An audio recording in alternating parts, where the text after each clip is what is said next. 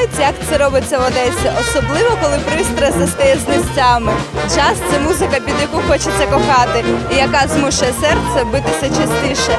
Вітаю, шановні глядачі! Це програма «Здорово» і ми знаходимося біля Українського театру, де незабаром пройде 3-денний міжнародний фестиваль джазу. В джазі сьогодні будуть не тільки дівчата.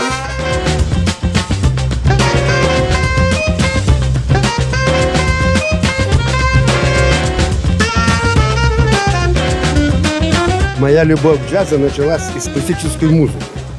Я люблю классическую музыку.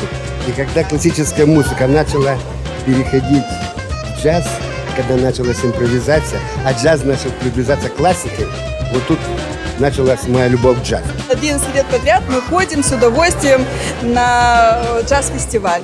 С удовольствием, потому что, с одной стороны, это неординарные события в нашем городе, и каждым годом они становятся все более значимыми, интересными.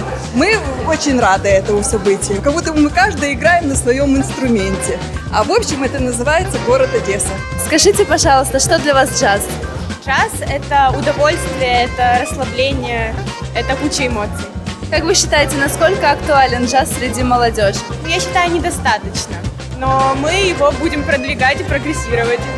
А с чего началась ваша любовь к джазу? Мне очень нравится рок, тоже музыка, классический музык.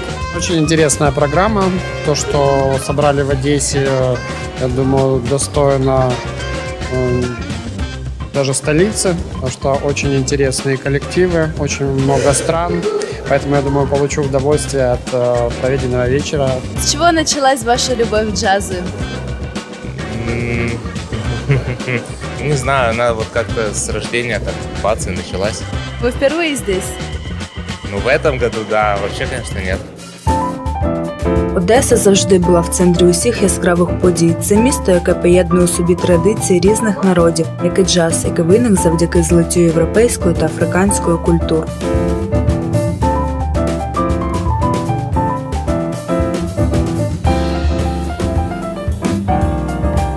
Вы впервые в Одессе?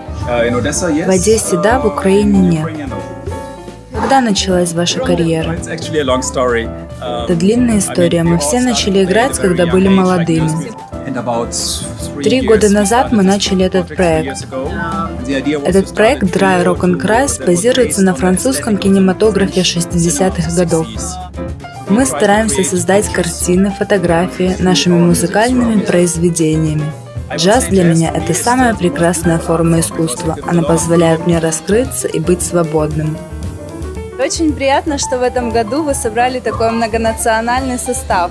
Как вам это удалось и насколько сложно это было? Ну, это удалось, во-первых, потому что у нас такая команда, которая вот за эти прошедшие 10 лет наработала все механизмы выхода на высокий международный уровень. У нас колоссальные связи с посольствами разных стран. Как отреагировали артисты на ваше приглашение? Вы знаете, у нас происходит уже по-другому. За эти 10 лет мы набрали такой темп мы набрали, между прочим, что нас просят. Это новации, эксперимент, импровизация. Насколько актуален джаз в наше время? Наблюдается ли тенденция увеличения поклонников этой музыки? Джаз может время от времени то терять, то находить поклонников. Так было и с любой музыкой классической. Понимание – это такое, это что приходит и уходит. Но великое искусство остается. Ми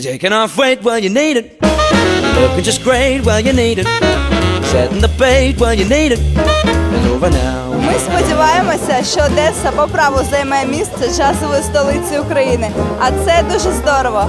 З вами була Катя Романова, я з вами прощаюся, але ненадовго. Побачимось!